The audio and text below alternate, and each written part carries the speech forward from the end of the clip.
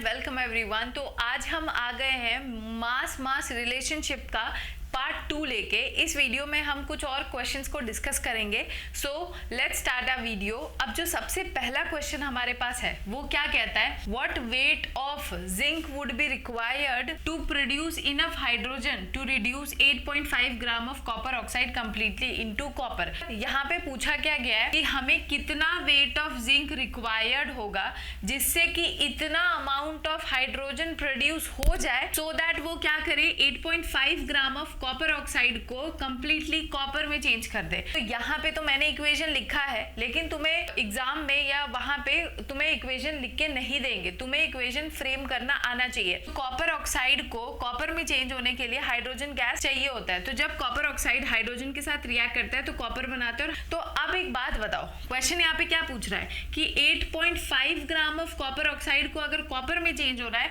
तो कितना amount of hydrogen लगेगा। मतलब पहले तो हमसे यही पूछा है कि 8.5 ग्राम ऑफ कॉपर ऑक्साइड को कॉपर में बदलना है तो कितना हाइड्रोजन लगना है। तो हमें क्या पता करना है, वेट ऑफ हाइड्रोजन या अमाउंट ऑफ हाइड्रोजन। तो मैंने ये बात बताया था कि जो भी चीज पता करनी होगी उसको मोस्टली प्रेफर करो कि राइट हैंड साइड पे लिखो, ठीक है। तो यहाँ पे हमें क्या समझ आ रहा है कि 79.5 ग्राम ऑफ कॉपर ऑक्साइड को 2 ग्राम हाइड्रोजन रिक्वायर्ड होता है खुद को कॉपर में बदलने के लिए। तो क्वेश्चन तो यही पूछ रहा है ना कि फिर 8.5 ग्राम ऑफ कॉपर ऑक्साइड को कितना हाइड्रोजन रिक्वायर्ड होगा। तो क्या करोगे बताओ, मैंने बताया ना जो गिवन पहले से इक्वेशन में लिखा है पहले उसके थ्रू एक इक्वेशन फ्रेम करो जिसमें हमेशा कोशिश करो कि जो चीज पूछी गई है, जैसे यहाँ पे वेट ऑफ हाइड्रोजन पूछा है तो उसको राइट हैंड साइड लिखने की कोशिश करो। तो इस इक्वेशन से हम क्या लिख सकते हैं कि 79.5 ग्राम ऑफ कॉपर ऑक्साइड रिक्वायर्स कितना, 2 ग्राम ऑफ हाइड्रोजन। ठीक है, ये चीज हम लिख सकते हैं ना, क्योंकि हमसे जो पूछा है हाइड्रोजन का वेट उसको हम हमेशा कोशिश करेंगे राइट साइड लिखने में।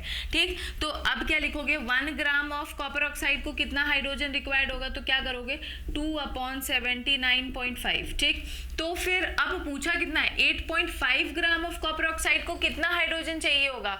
तो क्या कर दोगे, सिंपल मल्टीप्लाई कर दो। तो 8.5 ग्राम ऑफ कॉपर ऑक्साइड क्या हो जाएगा, 2/79.5 इंटू क्या कर दो 8.5, यहाँ पे आंसर आएगा 0.214 ग्राम। अच्छा देखो, अब तुम्हें यहाँ तक की कहानी समझ आई कि 8.5 ग्राम ऑफ कॉपर ऑक्साइड को एक्चुअल में अगर कॉपर में खुद को बदलना है तो कितना हाइड्रोजन चाहिए होगा, बताओ 0.214 ग्राम। तो हमें यही पता करना है कि इतने अमाउंट ऑफ हाइड्रोजन को कितना जिंक, मतलब हम कितना वेट ऑफ जिंक लेंगे तो इतना अमाउंट ऑफ हाइड्रोजन गैस हमें मिलेगा। हमें ये पता करना है, हमसे क्वेश्चन में ये पूछा गया है। तो सबसे पहले तो ये बात समझ लो, कभी भी कोई मेटल अगर एसिड के साथ रिएक्ट करता है तो सॉल्ट बनाता है, साथ में हाइड्रोजन गैस प्रोड्यूस करता है। ठीक है, ये इक्वेशन के फॉर्म में लिख लो।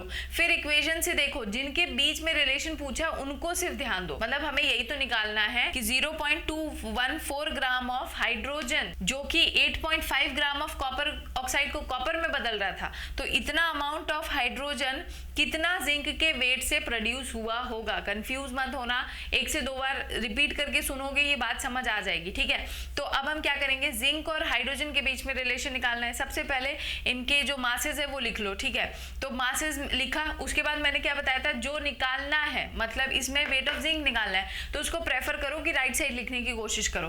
तो यहाँ पे हम कैसे लिख सकते हैं इसको, हम ये लिख सकते हैं 2 gram of hydrogen is being produced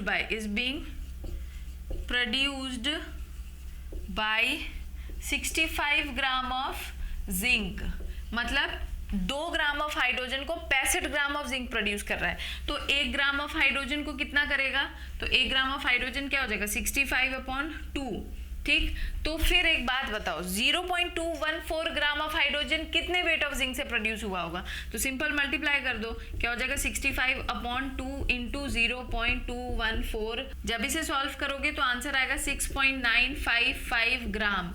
मतलब कि इतना gram of hydrogen 6.955 gram of zinc से प्रोड्यूस होगा। अब हम इस क्वेश्चन नंबर 2 को डिस्कस करेंगे। ये उसी टाइप का क्वेश्चन है, मैंने बताया सबसे पहले इक्वेशन फ्रेम करो, फिर बैलेंस करो, फिर उसके बाद जिसके बीच में बात की गई है उनको इक्वेशन में लिखने का कोशिश करो, और ऐसा करो कि जो पूछा गया उसको राइट साइड में लिखो, ठीक है। तो अब क्वेश्चन क्या पूछता है, सबसे पहले हम वो पढ़ेंगे। What weight of oxygen is required for the complete combustion of 2.8 kg of ethylene. मतलब कि 2.8 kg ऑफ इथाइलिन को कंप्लीटली कंबशन कराने के लिए कितना वेट ऑफ ऑक्सीजन रिक्वायर्ड है, ये क्वेश्चन में पूछा गया। सबसे पहले इक्वेशन लिखो, इथाइलिन मतलब C2H4 ऑक्सीजन के साथ रिएक्ट करेगा तो हमेशा कोई भी हाइड्रोकार्बन वाले कंपाउंड्स हमेशा कंबशन पे CO2 और वाटर प्रोड्यूस करते हैं, ये लिख लो, फिर बैलेंस कर लो इक्वेशन को। तो अब तुम्हें क्या इंफॉर्मेशन मिल रहा है, तुम्हें क्या दिख रहा है कि 28 kg। सबसे पहले देखो कि व्हाट वेट ऑफ ऑक्सीजन, मतलब ऑक्सीजन का वेट पूछा है ना, तो जो पूछा है उसको राइट साइड लिखने की कोशिश करो। तो इन दोनों को आपस में ऐसा कैसे लिखोगे कि ये इस साइड लिखा है, तो हम इसे ऐसे नहीं लिख सकते। 28 kg of ethylene for complete combustion requires 96 kg of oxygen, है ना। मतलब 28 kg ऑफ इथाइलिन को कंप्लीट कंबशन के लिए 96 kg ऑफ ऑक्सीजन की रिक्वायर्ड है। तो 1 kg ऑफ इथाइलिन को कितना रिक्वायर्ड होगा, 96/28। तो फिर पूछा क्या है कि 2.8 kg ऑफ इथाइलिन को कितना रिक्वायर्ड होगा, तो सिंपल मल्टीप्लाई कर दो। तो 2.8 kg को कितना रिक्वायर्ड होगा, 96/28 इंटू 2.8, ये गया इधर 10, ये कट गया, तो कितना हो जाएगा 9.6 kg ऑफ ऑक्सीजन रिक्वायर्ड होगा। ये बेसिक टाइप का क्वेश्चन है जो पूछा ही जाता है, जो एनसीईआरटी में भी पूछा गया है। तो अगर ये कंसेप्ट समझ आ गया है तो एनसीईआरटी के क्वेश्चन को ट्राई करो, बहुत इजीली हो जाएगा, कोई ऐसी चिंता वाली बात नहीं है, ठीक है। ट्राई करो, नहीं होता है तो कमेंट सेक्शन में पूछ सकते हो। अब हम ये क्वेश्चन डिस्कस करेंगे, क्वेश्चन नंबर 3। और एक बात समझो, जो क्वेश्चन नंबर 2 था ना, वो नीट में पूछा गया क्वेश्चन है। तो इस टाइप के क्वेश्चन आते हैं तो तुम्हें प्रैक्टिस करना पड़ेगा, मास रिलेशन, मास वॉल्यूम रिलेशनशिप, ठीक है। तो ये भी प्योरिटी वाले जो क्वेश्चन होते हैं, परसेंटेज प्योरिटी निकालो, किसी का भी बोल देंगे, तो ऐसा भी ये भी क्वेश्चन नीट में आया हुआ है। तो इस टाइप के क्वेश्चन को तुम्हें प्रैक्टिस करना पड़ेगा, ठीक है। अब देखो क्वेश्चन क्या कह रहा है कि 10 gram of sample of H2SO4 is diluted with water and treated with 7 gram of marble. अब मार्बल, अगर किसी को मार्बल का फॉर्मूला ही नहीं पता तो वो यहीं पे अटक जाएगा, समझ आया। मतलब 10 ग्राम हमने सैंपल लिया H2SO4 का, उसको वाटर के साथ डाइल्यूट किया, फिर हमने उसे ट्रीट किया 7 ग्राम ऑफ मार्बल के साथ, जिसकी वजह से CO2 इवॉल्व हो रहा है। फिर देखा गया when the reaction ceases it is found 2.2 gram of marble remains unreacted. फिर देखा गया कि जब रिएक्शन खत्म हो गया था, रुक गया था, तो 2.2 ग्राम ऑफ मार्बल अनरिएक्टेड बचा था। तुम्हें बताना है calculate the percentage purity of H2SO4। Calcium carbonate होता है मार्बल का फॉर्मूला। कैल्शियम कार्बोनेट को जब H2SO4 के साथ रिएक्ट करेंगे, यही तो क्वेश्चन कह रहा है, तो क्या बनेगा CaSO4 plus H2O plus CO2, ठीक है। तो ये पूछा गया है। अब तुम्हें कैसे समझ आएगा कि तुम किसके बीच में रिलेशन बना के क्वेश्चन को सॉल्व, तो जिसकी परसेंटेज प्योरिटी वो पूछी गई है उसको तो पकड़ लो बस। तो परसेंटेज प्योरिटी H2SO4 का दे रखा है, मतलब H2SO4 तो हमें लेना ही लेना है, ठीक। फिर किसके बारे में बात किया गया है, मार्बल के बारे में ही तो बात किया गया है। बोला गया है इनिशियली इसका 7 ग्राम हमने ले रखा था, लेकिन जब रिएक्शन स्टॉप हुआ तो उसका 2.2 ग्राम फिर भी बचा हुआ था। तो एक्चुअल में रिएक्ट कितना किया होगा CaCO3, तो बताओ 7 ग्राम माइनस 2.2 ग्राम कर लो तो कितना आ जाएगा 4.8 ग्राम। मतलब सिर्फ इतना सा मास है जो CaCO3 का रिएक्ट किया है H2SO4 के साथ, रिएक्टेड है ना, ठीक। तो हम यहाँ पे क्या करेंगे, सबसे पहले क्या करो, इन दोनों के बीच में रिलेशन निकालो, और जिसमें कि क्या कोशिश करोगे, जो पूछा गया है उसको H2SO4 वाले को राइट साइड लिखने की, ठीक है। तो मैं क्या ये बोल सकती हूँ 100 gram of CaCO3 requires react with 98 gram of H2SO4, ये बोल सकते हैं। तो 1 ग्राम का क्या होगा, 1 ग्राम का हो जाएगा 98/100। तो एक्चुअल में रिएक्टेड मास कितना था, 4.8 ग्राम ऑफ CaCO3 H2SO4 के कितने मास के साथ वो रिएक्ट किया होगा।